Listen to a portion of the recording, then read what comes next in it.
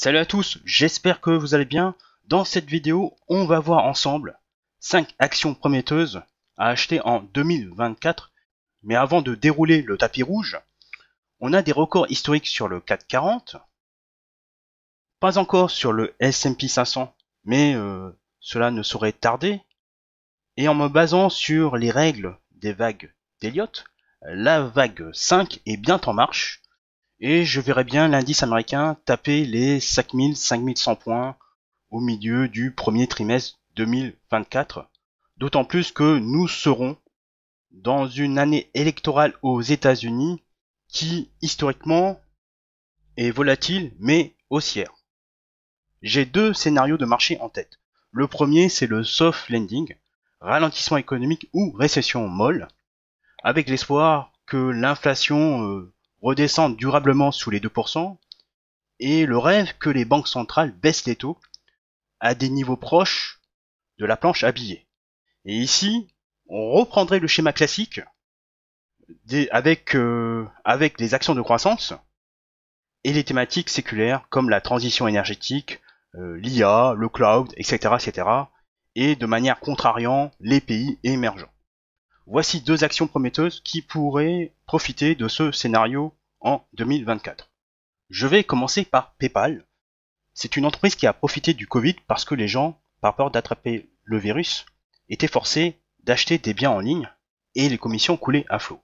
Mieux encore, c'est une option de paiement qui possède des parts de marché importantes partout dans le monde. En Europe, elle est le leader devant Visa et Mastercard. Aux États-Unis et au Canada, elle est en 3e position. En Afrique, en Asie et en Océanie, elle est en pole position. Mais depuis que le Covid n'est plus un danger systémique pour la santé publique et les gens peuvent sortir pour X raisons, eh bien l'action PayPal s'est littéralement effondrée, comme vous le voyez, le marché a été sans pitié. Si je regarde les ratios financiers, j'ai une croissance du BPA ou bénéfice par action sur 5 ans de 14,2%, malgré une saison 2021-2022 assez merdique en termes de croissance des bénéfices. J'ai un ROIC de 6,1%, ce qui est peu, mais l'entreprise est obligée d'investir régulièrement pour gagner des parts de marché face à Visa, Mastercard, Apple Pay et Alipay en Asie. Pour ce qui est de l'endettement, vous pouvez être rassuré. Vous avez un taux de couverture des intérêts à 13,6, ce qui est largement satisfaisant par rapport aux critères de Benjamin Graham qui veut voir ce ratio au-dessus de 5. Puis en me basant sur une croissance des bénéfices par action de 15% sur les 5 à 10 prochaines années, vous avez un cours nettement inférieur à sa valeur intrinsèque.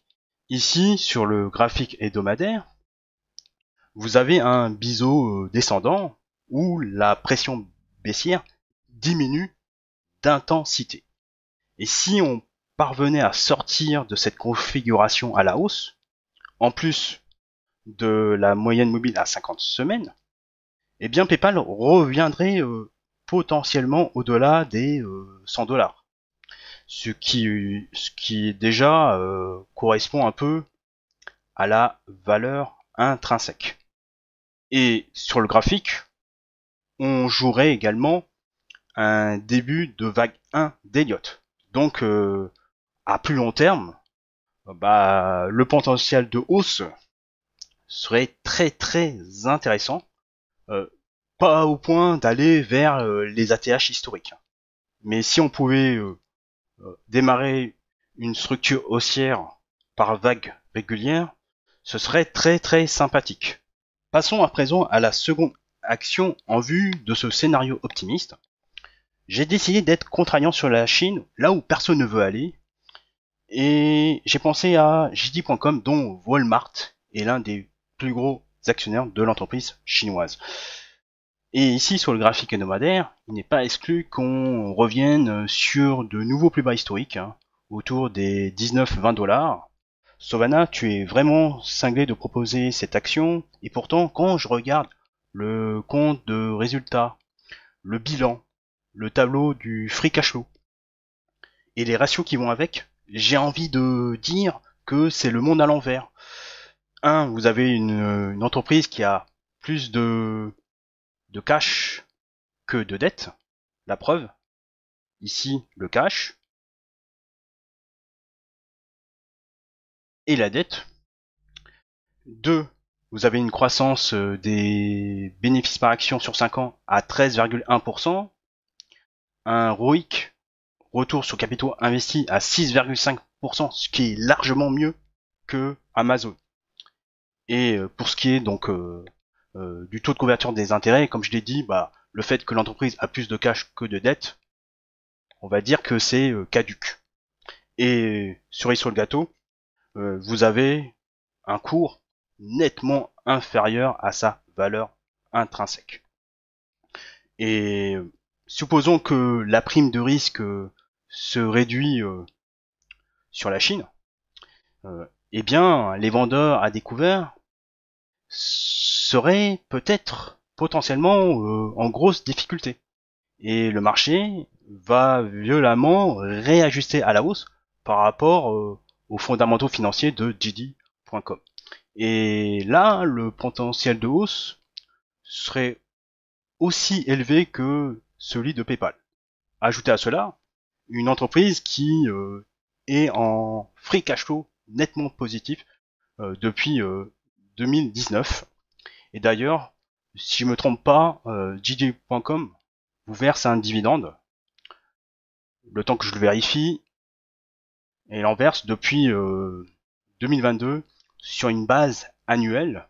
Mais si je devais être à l'aise sur le titre à moyen long terme, ce serait bien que les cours repassent au-dessus de cette ligne descendante depuis son ATH. Plantons le décor pour le second scénario de marché. C'est celui que je crois le plus. C'est le higher for longer, qui pour moi est mal compris par le marché. Oui, la Fed vous promet des baisses de tout, mais malheureusement, l'inflation risque de se stabiliser au-dessus de la cible des 2%. Et 2023 va marquer une troisième année consécutive au-delà de cette cible. Et comme la croissance économique risque d'être faible et en même temps l'inflation risque d'être élevée, le spectre de la stagflation pourrait se profiler à moyen long terme. Et dans ce cas, soyez focus sur les actions qui sont étroitement liées aux actifs réels. Et si vous me suivez depuis un certain temps, j'ai un faible pour les foncières cotées, dont je consacre 20 à 30% de mes portefeuilles, l'énergie, les métaux précieux, et peut-être dans ce contexte, je mettrai une pièce sur les small caps, car ce sont des entreprises qui possèdent un potentiel de croissance plus élevé que la moyenne du marché et du PIB mondial. Et là, le higher for longer a existé dans le passé, ici avant l'éclatement de la bulle des subprimes. Cette pause a duré une année, et ici en 2019 pendant 6 mois. Et en conséquence, vous voyez que les indices actions ont quand même monté. Donc plus on entretient l'espoir d'une baisse des taux, mieux le marché se porte bien. À présent, voici 3 actions sous les radars qui pourraient sortir gagnantes de ce scénario que personne n'a envie de croire. Et pourtant, il y a des raisons d'espérer. Commençons par Devon Energy, une entreprise qui explore, produit du pétrole aux États-Unis. Je suis bullish sur le pétrole. Pourquoi ? Parce que, les compagnies pétrolières préfèrent ne pas trop investir dans la production de pétrole en sachant qu'elles n'auront plus de soutien financier dans une économie qui rêve du 100% énergie renouvelable. 2, parce que les compagnies pétrolières ont peur de gaspiller des réserves de haute qualité. Du coup, une réduction de la production protège la durée de vie des réserves de haute qualité. 3. Parce que la demande mondiale ne faiblit pas, car les pays émergents seront le prochain moteur de la croissance, ce qui compensera la baisse en provenance des pays occidentaux. Et enfin, au prix actuel, il est logique que les compagnies pétrolières rachètent leurs propres titres au lieu d'augmenter leur production, d'autant plus qu'elles se traitent sur des ratios cours sur bénéfices sous les 10. Et si j'ai sélectionné Devon Energy, c'est parce qu'elle réunit tout ce que j'attends dans le secteur de l'énergie. Un mix de production 50% de pétrole, 50% de gaz. De grosses réserves qui vont s'apprécier à cause d'un manque d'offres. Un bilan financier solide. Un retour sur capitaux investis de 17,5%. Un taux de couverture des intérêts à 13,2%. Et surtout, ou plutôt la cerise sur le gâteau, une politique de retour pour l'actionnaire très attractif, dont des rachats d'actions à l'appel, et un dividende spécial en plus du dividende ordinaire. Ici, sur le graphique hebdomadaire, l'action traîne sur la zone de support des 43-44 $. Si on casse ce seuil à cause d'un prix du pétrole qui rechute, on pourrait tutoyer la moyenne mobile à 200 semaines, voire le support des 36 $. À l'inverse, si on sort de cette zone de stabilité ou de range là, ça pourrait faire des étincelles à la hausse en supposant que le marché s'aperçoit que l'inflation reste tenace au-dessus des 2% et qu'il y aurait moins de baisse de taux de la Fed que prévu. Deuxième action, c'est Deere & Co, une entreprise américaine spécialisée dans la fabrication et la distribution d'équipements agricoles, notamment dans les tracteurs, les moissonneuses-batteuses et ainsi que dans les matériels d'entretien d'espaces verts. Si je vous propose cette action, c'est que c'est une solution plus éthique pour investir dans l'agriculture et profiter indirectement de la bonne santé des prix des matières agricoles. Fondamentalement, vous avez affaire à une entreprise qui est bien gérée financièrement. Cela étant, ne prenez pas pour argent comptant la croissance du BPA sur les 5 dernières années de 37%, parce que cela reste très exceptionnel. Si on peut faire du 7% en moyenne sur les 5 prochaines années, ce serait déjà pas mal. Ici, sur le graphique hebdomadaire, vous avez un cours qui bute à plusieurs reprises sur la résistance des 445 $. Peut-être que la baisse actuelle des prix des matières agricoles et les craintes de récession ont incité les investisseurs à prendre leurs bénéfices. Même s'il n'est pas loin de ces ATH, vous avez affaire à une action qui se cote nettement en deçà de sa valeur intrinsèque et donc vous avez une marge de sécurité en termes de valorisation. Si l'action montre des signes de stabilité autour du support des 358-359 $, eh bien on pourrait réattaquer les plus hauts historiques. À l'inverse, surveillez la grande zone des 289-332 $. Enfin, je vous propose Montea, une foncière cotée belge spécialisée dans la location d'entrepôts de logistique et industriels. Elle est principalement présente en Belgique et aux Pays-Bas, mais également en France et en Allemagne. Vous remarquerez que son taux d'occupation est proche de 100%. Donc la foncière cotée n'a pas de problème pour collecter les loyers.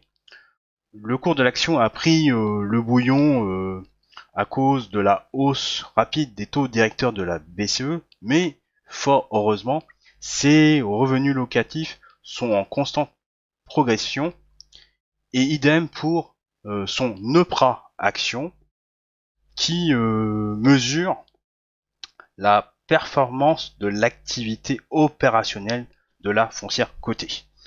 Et si les chiffres là ici, tant sur la croissance des revenus locatifs et la croissance de son EPRA par action sont élevés, c'est parce que l'immobilier industriel est un marché en expansion en Europe. grâce à la relocalisation des chaînes d'approvisionnement. Et cerise sur le gâteau, Montea a un loan to value, un ratio qui mesure le pourcentage de la dette par rapport à la valeur estimée des biens immobiliers. Ce ratio est dans les clous, alors qu'il ne faut pas dépasser les 60%. Et jusqu'à présent, son dividende est en hausse depuis 2010. Et pour rappel, la foncière cotée verse ce dividende sur une base annuelle. Si vous cherchez à vous positionner sur cette small cap belge, eh bien on est en train de sortir de cette zone de congestion horizontale depuis septembre 2022.